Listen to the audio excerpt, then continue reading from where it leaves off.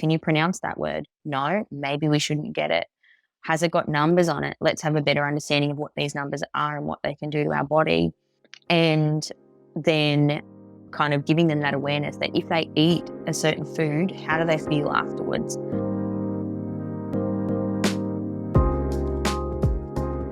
Hey everyone, and welcome back to the Life by Your Design podcast. I'm your host, Michelle Boyd. I'm a master hypnotist, human design reader, and I'm here to help you play with convention, tap into your purpose, and live life by your design.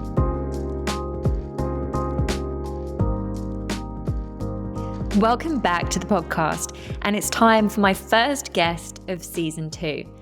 Today's guest is Rachael Sanderson, who is a 6'2" Sacral Generator. Rachael owns and operates Life a Little Greener, which is a community-focused regenerative gardening business based in the Northern Rivers in Australia. She takes a holistic approach to property management with a primary focus on improving soil health and creating and restoring ecosystems. With a team of 6 women, they support people in growing organic, nutrient-dense food at home, provide chemical-free garden care, designing native and edible landscapes, and create region-specific revegetation plans and create food waste solutions. Health is a massive focus in Rachael's life, and she lives by her work on a 5-acre micro-regenerative farm called A Greener Little Farm, with 50 fruit trees, 20 veggie gardens, goats, chickens, and 1.5 acres of swamp, sclerophyll forest, which she is revegetating. Rachael is also a solo parent to 3 beautiful free-range babies aged 4, 6, and 8 while her husband travels for work. Rachael also believes in the importance of giving back to the community. She's a breastfeeding counsellor with a national not-for-profit where they support new mums navigate the early days of parenting. She volunteers on the National Helpline and hosts mothers groups in the region. And what can I say? She's an absolute powerhouse of productivity. And in this episode, we chat about her leaving her role as an executive assistant in Hong Kong and moving back to Australia, where she completely switched courses to create her thriving regenerative farming business. And believe you me, Rachael is really knowledgeable about the space. We also chat about how she feeds her children and the profound effect that's had on their health and behaviour. And we also talk about how she balances it all as she's living her human design as a generator. Rachael, I am so excited to have you here on the podcast. And look, one of the reasons that I wanted to chat to you was that when I first met you, even though I didn't actually know much about what you did, you just oozed this kind of just natural passion about what you were talking about. So I was like, I want to find out more. And then as we started to chat and I got a better sense of what you'd actually been doing and the journey you've gone on, I'm like, this woman epitomizes the journey that a lot of people want to go on. You've gone from a corporate role and you've just dived into your passion, completely changed course, and then you've made success of it. You're 2 years into your business. You already have 6 people in your business and so many projects that my little projector body is just overwhelmed listening to all the stuff that you've got going on. So that's why I wanted you on the show. But for everyone that's listening, Rachael is a regenerative farmer and gardener. And I guess I'd love you to start by telling people what that is, because I think unless you're in the area, perhaps don't really know what it's all about. Okay, so what the business does is we utilize regenerative agricultural practices on a small scale. But the whole idea behind regenerative gardening is that we are regenerating the soil and we're trying to capture carbon and bring that soil back, because we know that climate change is such a massive thing at the moment. And so it's how you as a homeowner can help do your part to help save the planet in your garden. And so it's all about capturing carbon, improving soil health, and growing really delicious, organic, nutrient-dense food. Yeah. And you're doing that here in the Northern Rivers, aren't you? Yes, here I live in Murwillumbah, but we've got clients everywhere, north, south, inland. And tell us a bit about how you sort of found your way into regenerative farming, because you were previously working in Hong Kong, weren't you? So we lived in Hong Kong for 7 years, moved there for my husband's work, and it was all fine and dandy, had kids. Like, it wasn't the best environment for me to have children in the first place. But then that kind of it was expensive, and I was trying to figure out a way to, number one, make less plastic, and number two, feed my kids a healthy diet. And so then I read this article. I specifically remember like seeing this map, and it was about soil contamination in China. And it was like, everyone was saying, just buy from the markets. It's heaps cheaper. And I was like, okay, well, let's learn a little bit more, because I always like to ask myself questions and dive that little bit deeper to kind of make an educated decision. Saw this article, and one of the primary locations for soil contamination is Shenzhen, which is just above the border from Hong Kong, which is where all of the market food was coming from. And I'm like, well, no, I'm not going to jeopardize eating food grown in contaminated soil to then feed my kids. Yeah. And so then that was then led into, okay, well, I want to buy better food. So then it would all come in wrapped in plastic, styrofoam, and I was paying $7 for a cucumber. I'm like, that's one cucumber, and it wasn't organic. It was just a cucumber. And so that was insane. And then we ended up making the decision for multiple reasons. Like, we couldn't take our kids outside on some days because the air pollution was too high, and it was just small apartment living, and we wanted to raise our kids in a more nature-based space, clean air environment. And so that brought us back to Australia. And then from that, it kind of stemmed into me wanting to save money to grow my own food. And then again, with my need to continually learn more, I just read more and more and more. And then COVID struck. And because my husband's in the airline industry, it meant that he didn't work for a very long time. And so then when we needed to pay the mortgage. And so I got out and started working outside in nature. And then it just stemmed from that. It just kind of stemmed into a need, into a passion. And it's fantastic sometimes how it works out that way. Like, it's not even that planned. It's just following the natural flow of sort of what almost comes into field and you need to start working with at that time to make stuff work. Yeah. Yeah. Exactly.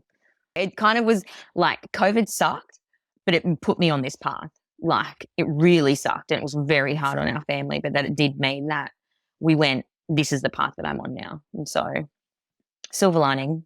Do so much stuff. When I was like rereading your bio again, you do stuff in soil health and restoring ecosystems and growing organic, nutrient-dense food and chemical-free gardening, reducing food waste. There's so much stuff that you do. I mean, talk to us about all the stuff that's going on in your world and how you're making it all work and all the new projects that you've got.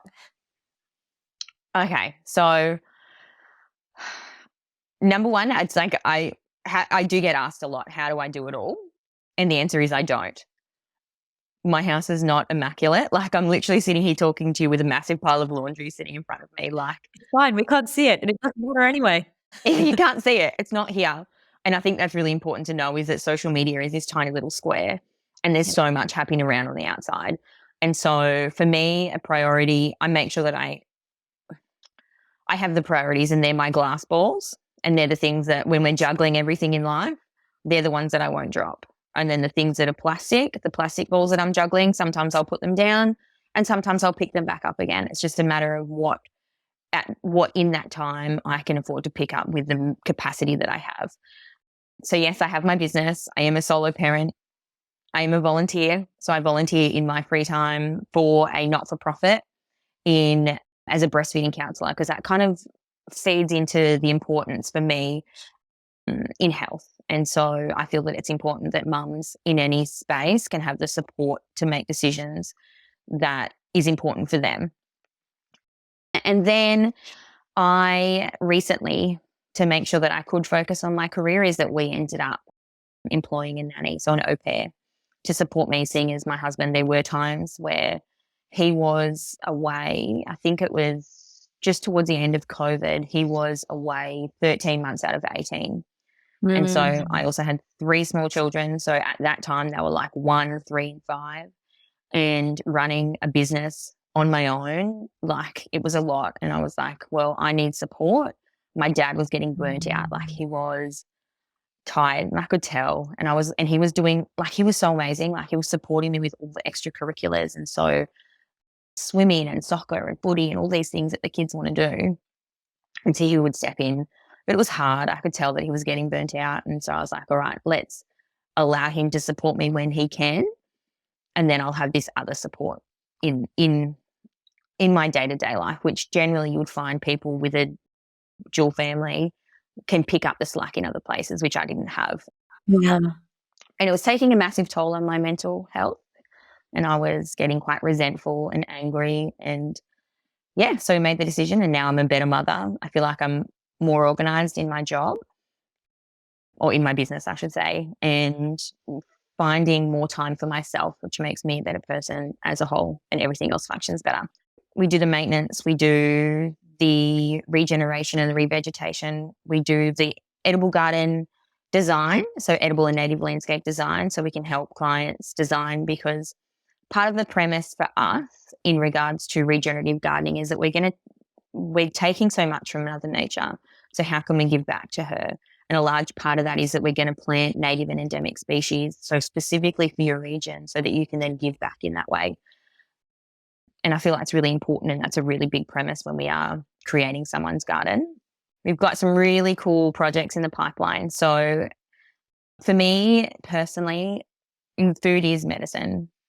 And we all know that moving forward, food is medicine. And unfortunately, it's financially unavailable for a lot of people, like really unavailable. And so the whole idea is that how can we make that more financially available to lower income families? Not even lower income families. There are families that are making quite a good amount of money, but with the increase in interest rates and inflation, the cost of living, everything is going up. And so unfortunately, sometimes food, they can't afford to pay a premium for organic food. And so that's like, if there's multiple ways that we can do that through education, so teaching people how to grow at home, but then also providing a source of food that is more affordable, that's still grown organically and regeneratively, then we'd like to find a way to provide that to people. And so been having meetings with local landholders and seeing ways that we can do this whole holistic approach on donated land that we can then give back to the community, whether it's through veggie boxes or roadside stalls or things like that. Yeah. And it's interesting because when we talk about human design, somebody's purpose sits throughout their human design chart, but it's not as literal as going, your purpose is to be a farmer or something like that. Yeah. But as you look through your chart, there's little nods to where you're in the right place. Like we have something called your personality north node, which is sort of something you're mastering and you're working towards in this lifetime. And the shadow of that is chaos, but the gift is innovation. And Yeah.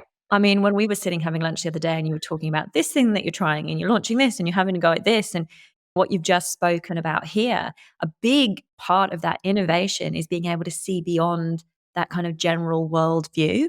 And I feel like part of what you're doing is going, way that we view food and what is good enough food and how available food is not good enough, actually. We need a different way of doing that. And the way that we look after even small bits of land to actually contribute and give back to the environment, we're not doing it as good as we could be. We've got to raise the bar. And so Yeah. as I listen to you talk, I'm like, you're so living that part of your design, actually. I love that. Like, I just love that you've like the chaos. I'm like, my life is chaos. Like 100%, it's chaos. And I'm living in that and I'm thriving in that. And it's, yeah, I'm loving it every time you like, I'm like, oh my God, that's me. Like, it's brilliant. Yeah. And I mean, you're a generator as well. So for those people that listen to this podcast, a lot of them will be familiar with human design, but for those that are not, generators have a defined sacral. They have this continuous sacral life force energy to work on things that light them up, which you do seem to have. But it's also amazing recognizing that you need a bit of support in there as well, because you can still burn yourself out if you kind of spread yourself a little bit too thin. And tell me more about the food, because I walked away from our conversation and I kind of like wanted to look in my fridge and kind of throw out half of what was in there. But I think your story around your children and the effect that actually changing the types of food that you feed them has had is really fascinating. Yeah. So we're preservative, additive, color free, and organic.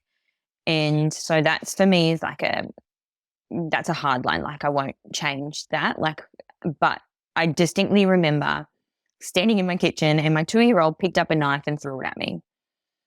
I'm like, that's not okay. That's not how 2-year-olds behave. Like, he had this sudden explosive outburst. And so he felt the need that in his anger, pull this knife out and throw it at me. And I was like, I'm going to dig a little bit deeper. And so Mm. then, speaking with my husband's family as well, his sister used to do the same thing. And so the way that they treated that was to remove additives and colors and artificial flavors from their diet, and profound differences. And so I was like, all right, let's try that. And I did, and it was massive. Another approach we also took is that we are a screen-free home, Mm. which people think is quite strange, but we don't own a TV. Neither do I. Yeah, it's like, it's really weird, and it's I love when people come over and they'll be in my lounge room and they'll be like, you'll see they're like looking, they're like examining the room, and I'm like, I've got my pantry, I've got a kitchen hutch with like all of my resources and books on it, I've got the fireplace, I've got the couch, like we've got a big open plan lounge room. They're like Mm. puzzled, and then they'll look at you and they're like, "Where's your TV?" And it's like, Yeah. it's such a norm these days that you've got one in the house, and for me, I was like, "No, we don't need it. If the Mm. kids want to play, they can go outside." And so that like having that screen time for us was a massive. So taking the screen away and changing the diet had a massive impact on his behavior. Like he shifted. He was sleep. My daughter was sleeping. So I've got 3 kids.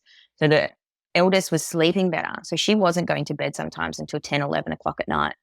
And then when I'm on my own with 3 kids and one's not going to bed till 11, it's hard, like so hard. And then they'd be waking up at 5 o'clock in the morning. So I'm getting no sleep. And so I was like, right, she was starting to go to bed at normal time because she wasn't overstimulated all the time.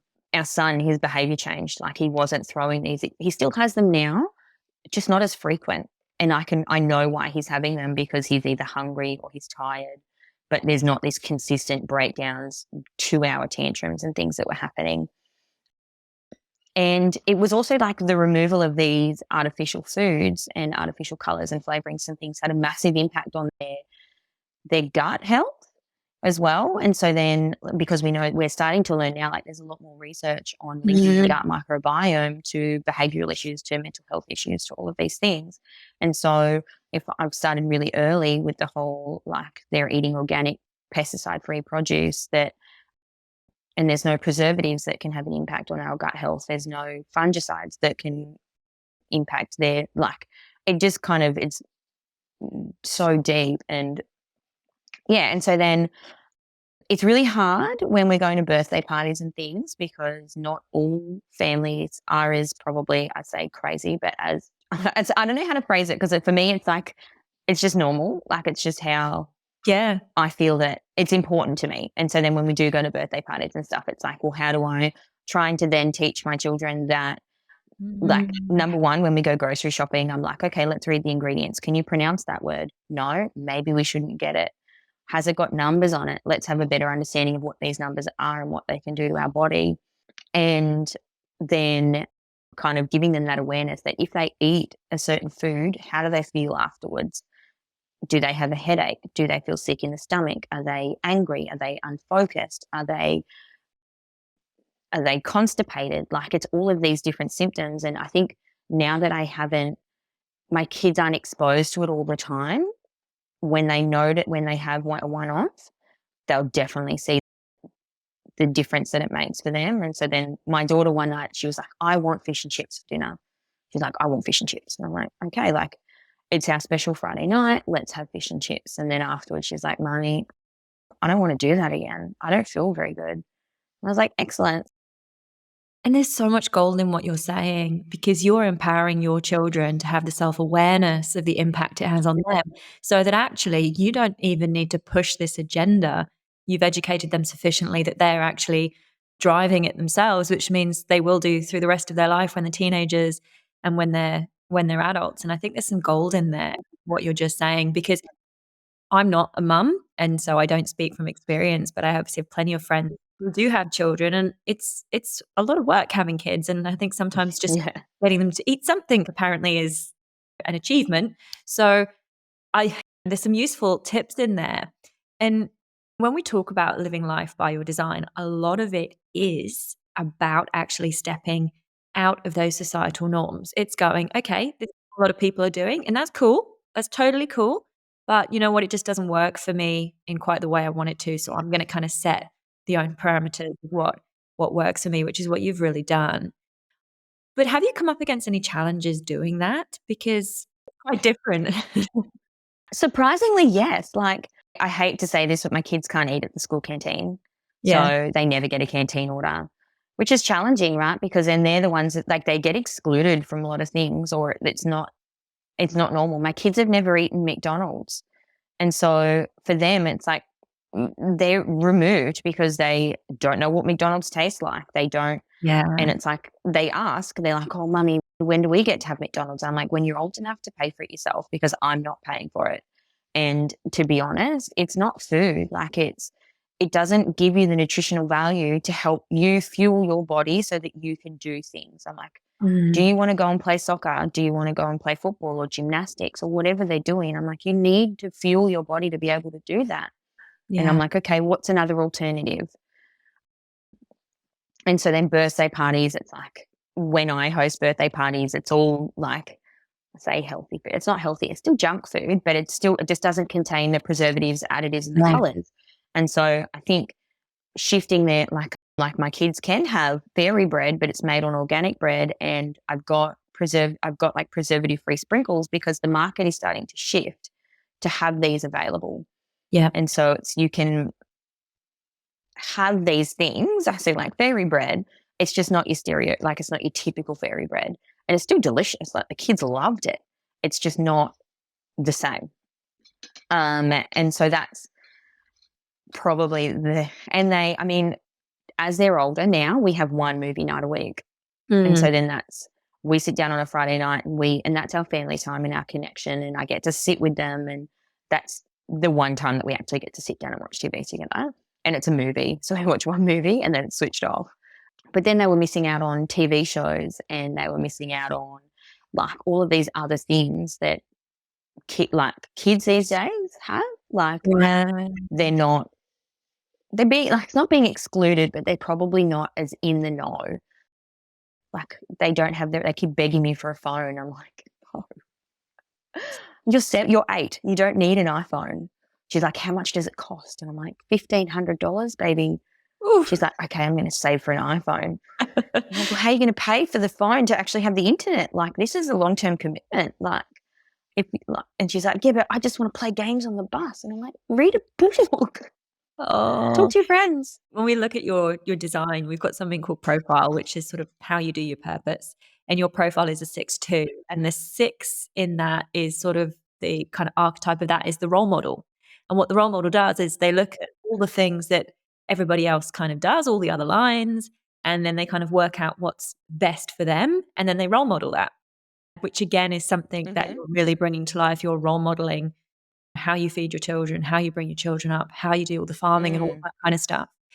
Now, I imagine that there could be people listening to this going, okay, this is great, but you know, I've got kids that look at screens. I've not embarked on organic food and homegrown food and all of these sort of things, and I'm not got it as available as you. I don't live in the Northern Rivers. I don't have land at home to grow stuff on. I'm not exposed to it. If somebody wants to take their first few steps in moving in that direction, what kind of would be your top 3 tips, being that they can't necessarily overhaul everything in a matter of days? Don't do it all at once. So take small steps and what's manageable for you. And so I think it's really great for people to not, like, the rat race. We're talking about the rat race. Everyone's in this. They're so busy. And so then let's look at what we can do that's a small step in the right direction that you want to do. And what's the smallest step you can take that's going to have the biggest impact? And so it could be, rather than doing a click and collect from Coles, it might be that you find a local organic store that does a veggie box that delivers to you. And so that's a direct change that you can make, that's a little step that's in the right direction. And what you'll find is that you're eating food that lasts longer, satiates you better because it's more nutrient dense, because it's allowed to either finish ripening on the tree, which is a massive thing. Is if it's like tomatoes. I was talking to someone about the different requirements of when you pick tomatoes for the different markets. And so if you're sending it to Brisbane, only the top 2 centimetres of tomato can be red. If it's going to Sydney, the whole thing has to be green. Like they're artificially ripening bananas off the tree. And so if you imagine you're taking something off its place where it's meant to ripen, where it draws all those nutrients from the soil, you're taking it off and then you're artificially ripening it. Those nutrients are no longer having the availability to enter that food. And so you'll be eating a more nutrient-dense, satiating food that's going to keep longer in the fridge, because I know that if we shop at those larger chains, it's already been, some of those things have been sitting on the shelves for like 2 months in big warehouses that are refrigerated. Like it's really large. Like if you really want to think about it, it is multifaceted. Like I could talk about it forever. Yeah. But that little change that you make from changing who you're buying, but it might take a bit of time to get some research and do a search and see what you can find. But that little change that you can make makes a massive impact for you and your family. So that's probably one, is don't do it all at once. Start small. Set boundaries. If it's something that you're really passionate about, especially with your kids, you can start setting some boundaries, especially around screen time. So you can allocate it. It's only for X amount of minutes in the afternoon and you have to do these chores to get it. So whenever we go on holidays, we have to hide the remotes to the TVs because kids just go and turn it on. And so we hide the remotes. And then that means that they still don't have access to it. They have to ask for it. Because at the end of the day, I'm the parent. And so if I'm the one that's got the food available in the house. And so you have the control. If the snacks aren't in the fridge or in the pantry, they're not going to ask for it. Yeah. I've got a girlfriend that's amazing at, she does like food prep and stuff. And she was talking to another friend of mine and they were talking about how you can make your kids, like if they're hungry, what can they do? And it's putting those healthy foods in a sight when they go to the fridge, opening the fridge and being like, there's your apples, there's your carrots, there's your celery, having it readily available and easy for your kids to pick a healthy snack rather than having those prepackaged things perhaps, or just moving them out of that site. So then that could go on the top shelf and having the healthy food there. I say healthy food, it's just food, but having the food there that's perhaps a better option for that time. So there's so many things that we can do. I guess if you wanted to start growing at home, then doing a little herb garden for me is a really great place to start. So you can grow tomatoes, cucumbers and herbs so easily. And so getting a little garden that you can put outside that's really easy for you to access and you'll visit quite frequently is a great place to start. And once you start realizing how good homegrown food tastes as opposed to store-bought, completely, you'll be converted. And then you can and like it all stems into like picky eaters and things, and like getting your kids out in the garden and eating straight off the vines and off the plants, as opposed then they know where their food's coming from. Yeah, and so starting a nice small garden can be a really good place to start. You probably won't be that impressed, but I was planting some mint and some basil and some chilies about probably 6 weeks ago, and I've got some bigger patches that I need to fill, but I just haven't got around to it. But one of the boxes that had the mint in, I literally planted it, and the bush turkeys were up on the patio and they've pulled all the seeds out. So the box has no mint growing in it, but I have mint growing between all the pavers on my patio and in the flower beds. So I've got like mint dotted everywhere other than where it's supposed to be. Amazing. But it's so delicious. Yeah, that's right. And mint, I mean, whenever I'm talking to clients about mint can get really weedy. And so I'm like, don't put it in a garden bed, put it in a pot somewhere else because it just grows everywhere. And it's such there are really easy things to grow that can make a massive impact. Again, this is the starting small impact. I mean, small start to make a massive impact. And so. Yeah, totally. And I'm interested with, you've gone from being, you were an EA in Hong Kong, weren't you? If I remember that correctly? Yeah, EA in Hong Kong, kind of very, very corporate. And then now you run your own business in a completely different space. And through that transition, how has your whole view of work and life shifted and changed? So, I was going from working like 10 to 12 hours a day in a seat inside with very little natural light. So it was really, I put on a lot of weight. Like I think at my heaviest, I was 87 kilos. And so my back was ruined. Like it was just a really bad space to be in. And then I'd still get up and go for a walk. I was pregnant for both of those times. And so this sedentary job with no natural light, with my skin, and I was in a highly polluted environment. Like if you're putting all these together, so city, I was really unhealthy, which is funny because I was working in a health clinic, right? And so I was like really unhealthy in all of these different ways, the unconventional ways. Like I don't get sick very often. It's not, to be fair, I probably don't get sick at all at the moment. Like maybe I'll have a bit of a sniffle or something, but I'm very lucky. But in Hong Kong, I was sick all the time with like, you'd catch gastro at least once every 3 months, and that's without kids. Wow. Like it was just really bad. And so that was that corporate world.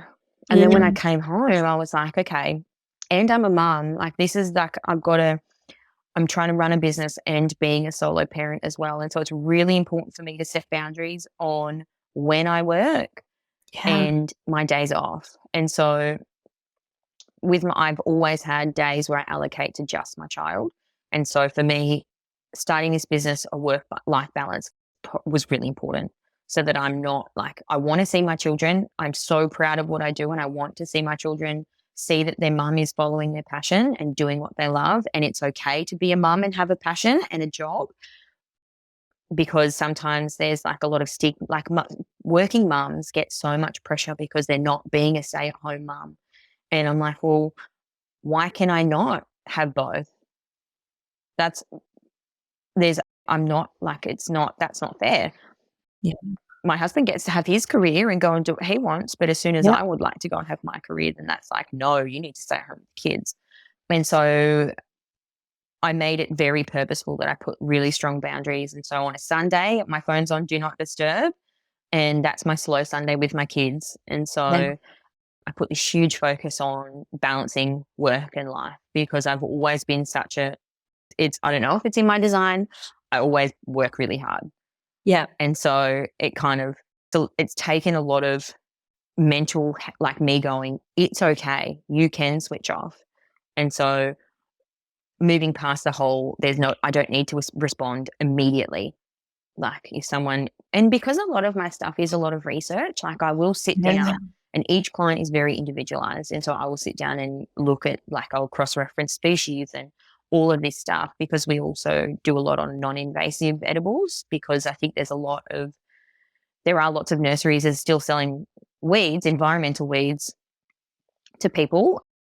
And then so I'm trying to get that education across. And so that's really firm in our belief, is that there are no invasive edible plants. And so I set boundaries. Sundays are with my kids, and I spend 1 day a week with my daughter. And so that's my youngest, so that she's getting that connection. And so, and allocating time for one-on-one with each of them as well. And so then, especially if I'm the only parent that's in the house, really trying to focus on giving them that one-on-one. So I will not work, but to like in bedtimes and stuff like that, my phone will be put away or do not disturb. And I'll message back and say, listen, busy right now with the kids, I'll get back to you tomorrow.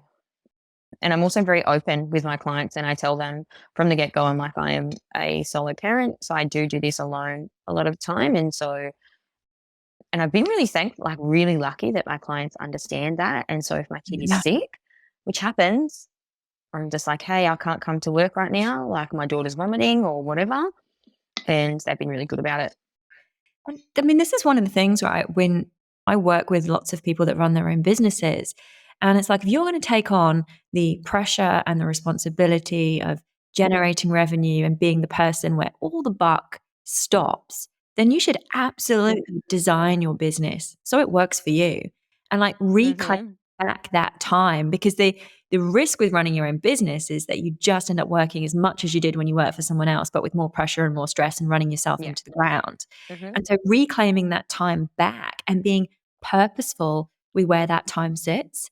And I think, because obviously I was in the corporate world for like 15 years, and I totally hear you. Too much time sitting at desks, looking at screens, this sort of big chunks of my life that were in this very sedentary place. And I know it's so easily said, and there'll be people listening to this going, yeah, but this is what I do, and this is how I work, and I make my income.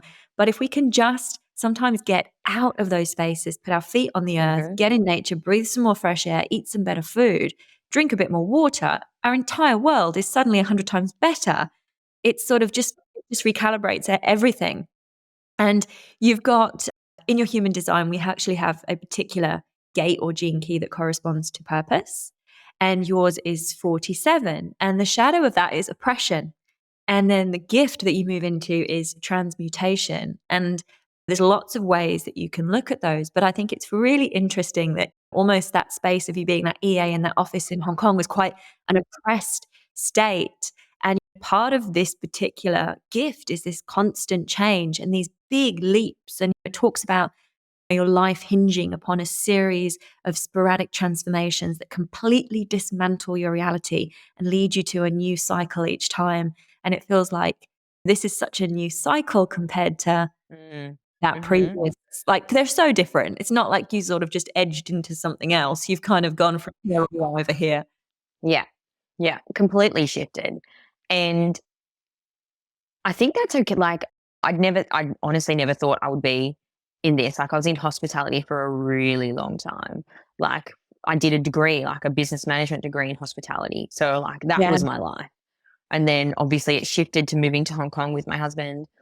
And then I was like, okay, well, what am I going to do? Like, I want to make money. I feel like I can't just sit around and do nothing. And then this job fell into my life, and I was like, okay, like I couldn't do hospitality in Hong Kong. They wouldn't pay me enough. It's like, it was really poor pay. Like, it was like 30 Hong Kong an hour or something. It was ridiculous. And I'm like, I'm not doing that. And so found into this work and like into being an EA. And I was like, I did it because it made money, but I didn't love it. Like, I never loved it. And then just being outside in nature every day, smelling really healthy earth and Yeah. being in the sun, and it's just, and feeling good about what I do. Like, I really, really, like, I was going from a place where I'd wake up and be like, "Ugh, I don't want to go to work today." And now that I have my business and I'm doing what I do with such an incredible team, like, I also have to give them a massive shout out, is that that's part of the reason why Life a Little Greener is doing what it's doing, is that I surround myself with such an amazing group of women. Yeah. Because it's an all female team, isn't it? Yes, yeah, so we've got 6, Love and it. but their strengths lie in different areas, and so we're all working together to build this business to where it's going. And like, we've got group chats where we discuss different things and we share workshops and stuff like that. And I've just started like a project management app because it was getting a bit much, because we've got so many clients and each client has a different job list if we've got ongoing stuff. And so I needed another platform that could help me manage everything. And then they're all involved in that platform. So if they can then offer suggestions on, because I can't do everything on my own, and acknowledging that and going, okay, well, who else can help me and how can they support me and how can I support them to get where we need to go? I guess what I'm also interested in is you've already done a lot in 2 years in your business, and I know you've got lots of ideas about what's coming next, but what are you most proud of with your business, Life a Little Greener? So for me, I feel as though I'm really proud of the conversations that we're starting and the community that we're building. So I feel as though the way that we're going to make change is through conversations. And it might be that, like, we're hosting a workshop and people are all working together and then they're starting a produce swap or a seed swap or something like that. That's like a conversation that's pushing to change and building community, and like moving away from this set of like singular. So it's only me and only I can do it, and moving towards how can we work together, and then like a team. It's more like teamwork makes the dream work. And so like, if we can work together as a community and we can all make a difference, then that's a brilliant, I love that that's what we're doing. Yeah. And I feel like conversations, and it might even be like someone sees one of my posts and goes and has a business in the same industry, and they see one of our posts and go, oh my God, let's introduce that as something that we do. Then it's a conversation starter between that business, and then they can implement change within their business that can do better, especially in the gardening industry. There is a lot of chemical use and there's a lot of synthetics use. And if we can shift that, then that's like, even if it's one business that decides to no longer use glyphosate and that decides that they're going to start using organic fertilizers instead of synthetics, that's a massive change for me. And so if they can have a conversation about that, then that's brilliant, because we're all allies in this space. Like, we're all working together for the same cause. We're all trying to do better for the environment and the planet. And I don't think that there's one way to save the planet. Like, everyone who's trying to make a difference is making a difference, and acknowledging that and going, okay, what can I do that's better? What can I do on my level that can be a bit better? And so I think that's what I'm proud of. It's so interesting hearing you talk. And when we were chatting the other day, because you are building your business very much, I think, from a place of contribution and impact and giving and creating change. We were chatting about how, like, you're making money. You have a business, you have a viable business, but actually you're not leading with how can I make money? Where's the revenue coming from? Mm. You're leading with how do we do better? How do we do better? How do we contribute, impact, all that stuff? And then the money follows. And I think there's something in that. I think when you're living a bit more purposefully and you're shifting from head to heart, you're leading from that space. And the fear very often is, how do I make money? Because that's the really ingrained part, isn't it? It's how do I make money? But it flows. It kind of flows, and it always follows when you're on course. Or that's certainly my belief. And I just think you're another proof point of that, to be honest. Well, 100%. I'm not money driven, but I'm thankful that, like, in the early days, we had to make money to pay the bills, and I was still doing that. And now I'm still making money and paying bills and doing lots around the farm, but it's not my sole purpose. I'm like, okay, I'm making sure that my girls are earning money so that they can feed their families. And then I feel as though the more focus I put on doing better and doing more for the environment, that's when the clients come in, because that's what they're drawn to. They're like, okay, I want to work with her, or I want to work with that team, because I know that they're focused on supporting the environment and doing better for me and making sure that my family is safe and healthy. And that's the energy that I want to work with. And if a client's not into that, then I feel that then our energies don't match. And then I'm like, maybe it's not best that we work together, because I stand firm. I'm like, no, I won't spray. Like, and I'm very transparent from the get go. And I was like, when we're a spray free company, we take other approaches.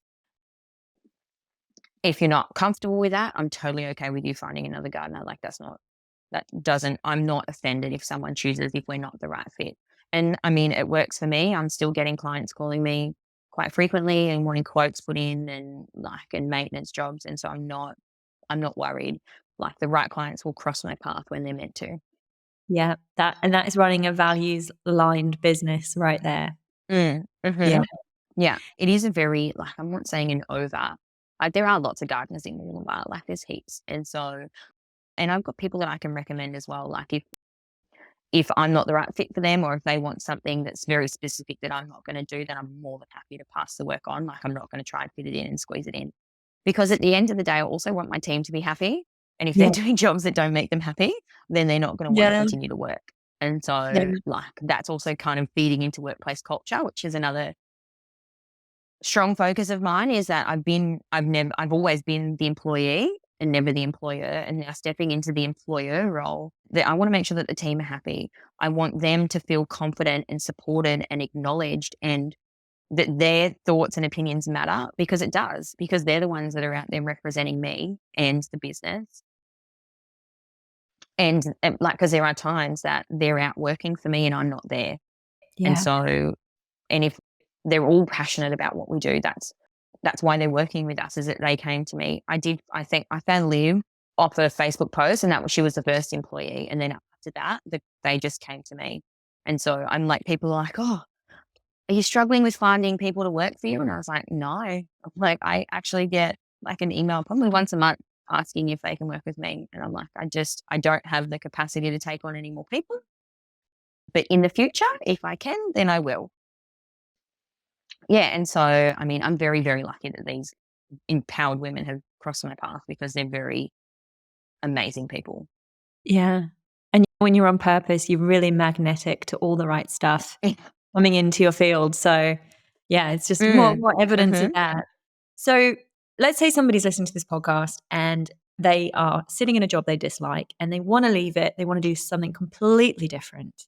What would mhm. your advice be? Because it's pretty scary when you're in that point and you're thinking about it. Yeah. It is really scary. Depending on, I guess it's how supported you are in this space. So sometimes it might be just taking small steps so that you can eventually step into that field that you want. So whether it's like taking 1 day a week off work, depending on the flexibility that your schedule has, maybe you can take that 1 day and focus on your passion. And then slowly you can bridge that gap and then you can step over into that, right? Because right now it might be that you're in that space and you need that, right? You need that money, because I understand that at this time with inflation rates, we've got mortgages to pay. It could be slowly stepping into that role and then finding that passion. And then once you've figured out that you can make money from it, or it does drive your purpose, and that you're feeling like you wake up in the morning and you're like, I fucking love my job, which is what I do. I know it's hard. Like, I wake up almost every day and I'm like, fuck yeah. Like, I love this. I It's love not it. even really work, is it? Oh, it's not work. And they're like, oh, it's backbreaking some days, like shoveling cubic meters. Yeah. Like, it's hard. It's labor intensive. It's hot because it's the middle of summer. And like, it's been really hot. Like, it is hard work. But at the end of the day, I'm like, I come home and I'm like, I did a good thing today. I did a good thing. And for me, it's like, oh, okay, this family now gets to eat fresh food, which they weren't doing before. Now they're eating organic food from their backyards, and they're composting, and they're worm farming, like all of these really amazing things. And it's like, yeah, okay. But in saying that, it's a slow transition. So start building that business, start putting together your webpage, start putting blogs together, start your social media. So mine actually started, this is how my social media started, was just I wanted to share my information. Yeah. For me, my social media is a sharing platform. It's an educational platform. It's not, for me, it doesn't make money. It's not my business. Yeah. And it's networking, right? I've made some amazing connections with incredible people. But start building that. And from that, it might build on, right? Start reaching out, making connections. It might be you do want to start making seedlings, or you want to start an online platform. It's just, you've just got to take that first step. Yeah. Just do it. Yep. Just do it. And you know what? And if it doesn't work out, it's not the end of the world. It isn't. Right? Yeah. And it's so true. And it's okay to fail. I read a really funny meme and it was like, people think that people wearing glasses are smart. I was like, oh, okay. It's like, but they failed a test to get that. Yeah. I was like, yeah, okay. Like, it's okay to fail. And I'm like, I sometimes get things wrong because I'm a gardener. Yeah. I do a lot of testing in my own garden to see what doesn't work. And so I've gotten stuff wrong many times. I've killed trees. I don't have houseplants. That's one thing. I do not have a houseplant. Oh, this will be a relief for anybody listening, that there's something that you're not doing so well. No, it's like, I don't like, and I acknowledge that I am terrible at growing plants inside, because I'm so focused on outside that for me, the inside isn't like, if I've got a waking minute, I'm going to be outside. And that's just whereas some people really like that indoor sanctuary. And so then for them, having that indoor space, it might mean that you can see that your plants need water. Whereas I prefer to be outside. That's where my safe space is. And so I kill things. I forget stuff all the time. Like, and I'm still learning. Like, it's okay to continually to grow as a business owner. And because running a small business can be really, really stressful. Yeah. That's one thing I didn't know when I started a business, was like, there's a lot to it. Oh, yeah. And if there's, like tax, I'm like, what? That's not my strong point, and I've acknowledged that, and I employ someone to do my taxes. And Absolutely. I like outsourcing as well. Like, if you've got like you can put a budget together if that's what you've got, and allocate the funds to people who can do a better job than you can. Yeah. Right. And so it's like, because I'm not very good at accounting, so I've now got an accountant. And so then, especially if the business is planning to grow to the expectancy that I have been, I need someone that can manage it for me, because it's just going to be too much for me, and then I'm going to get really overwhelmed and burnt out. If it's a cleaner, like if you like, it's outsourcing these things that would mean that you can focus that time on your business, then that's something you can do as well. Start small, just start doing those things and start outsourcing things when you can, so that you can kind of remain in that zone of genius, really. Yeah. So yeah, absolutely. And because that's what I did. I started small. Like I fit in the work that I could when I could. Like I didn't just go full help. Like it started off small. It actually started off, how I got fully this was having a conversation with a friend, and he was talking about what he did. And he's like, oh, so what do you do? And we had like a really cool conversation about it. And then the next day he called me. He's like, I've got a client for you. And I was like, oh, okay. He's like, can I pass your details on? I was like, absolutely. And then it just snowballed from that, where I took on this one big client in the beginning that was phenomenal, that had all of my focus. And then from that, it kind of branched out into all the other jobs that I've taken. And so then to the point where I had to employ someone because I needed the support. And then, yeah. And so like, you just never know. Like sometimes it just never happens. know. Yeah. And so then just to kind of finish off, what's coming up for you? What's the big stuff on Life a Little Greener horizon? I'm putting together a proposal for a local market garden in regards to working with them to have their market garden on their property. And I'm looking at trying to set up a charity so that we can look at direct impact donations. So local businesses can give money, but then have that, so they can donate money, but then that money that they've donated, they can see the changes that they've made. And so kind of really bringing it right back into that community space and seeing how people in the community can help other people in the community. So whether it's organic regeneration locally on small landholders' properties or growing organic food on small landholders' properties. So they're the two big projects. And then yesterday I decided that this is my poor team. I was like, guess what else we're going to do? And they're like, what? And then the next project would be growing organic seedlings, so veggie seedlings, but really differentiating ourselves from the conventional seedlings and looking at lowering the waste and improving the diversity, I guess. And so, because people don't need massive big packs of 6 of whatever they're trying to plant if they've got a small garden. And so just trying to make it more available and easier to use. And again, we're having it specifically organic because like a seedling's life is determined in the first 7 days, from germination to the first 7 days. And so if we're providing an organically grown, nutrient-dense seedling that's giving and it's also heirloom, which is a bonus, but also seeds grown in the subtropical climate also have an impact, right? So it's all of these different things that can improve the viability and health of a plant that they're putting in their garden. So it makes them feel like a better gardener, right? Because I can talk forever, but like there's so many things that are happening in the like seedling industry, which means that like seedlings are being sold now for brassicas. And I'm like, it's not the time to be planting brassicas. It's too hot. They're just going to shrivel up and die. And then they're going to feel terrible because they're planting something that's not in season. And so then just ways that we can make a gardener feel better about themselves when they're planting seedlings and feel like they're doing a good job. But lots of education will come in through that as well, because knowledge is power. And if we can give that to people, we're giving them the ability to move forward and do things on their own with confidence. And you are such a source of information. You really are. And I need your seedlings, actually. That's the next thing I need. But you are such a source of information. So if anybody is listening to this and they want to find out more, follow you, where is the places they should go to? Website, Instagram, all of those sort of things?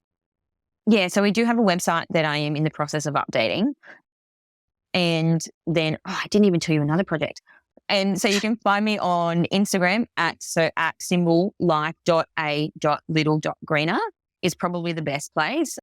And you can reach me via email and text message as well on our website. So lifealittlegreener.com.au. But the other project, all the usual socials and stuff. Again, don't call me on a Sunday because I won't answer. Just FYI. And no, the other project that I was talking about is that we're working with NDIS. So we're NDIS approved workers. And so we work with the NDIS community. But we're also looking at other ways that we can reach a larger community and using like horticulture therapy in conjunction with health and wellness. And so again, really stemming down at knowledge, like empowerment, confidence. So giving people this information so that they can walk away feeling really confident and empowered at doing it at home. You really do have so much stuff happening. Yes. Yeah. So I was asking someone, I was like, what do you do when you've got all of these ideas? And he's like, pick one and run with it. I'm like, I don't Yeah. like that advice. One with them all. I was like, no, that's terrible advice. I'm not taking it, but thanks for saying it. I was like, yeah, I love that, but no, it's not what I'm going to do. I'm just going to continue to do everything, all of it. Oh, lovely. Well, look, thank you so much for coming on the podcast. It's lovely to talk to you. And I think there's some absolute gold in there to inspire people, whether it's how they feed their families or what they do next with their careers. So thank you so much. And I can't wait to see what happens with all of these projects. And I'll be hitting you up for seedlings because I need those. I hope so. That's the whole goal, is that we're just going to, I think it's a market that needs to be like, I like to think that there is some element of business management in this. Like I've done marketing and so, but it's also very intuitive based. And so I'm like, okay, this is a market that I need to tap into. How can I do that? Especially because I am in that field and no one's meeting that need for me. And so how can I meet that need? Yeah, it's amazing. Thank you so much, Rachel. Thank you.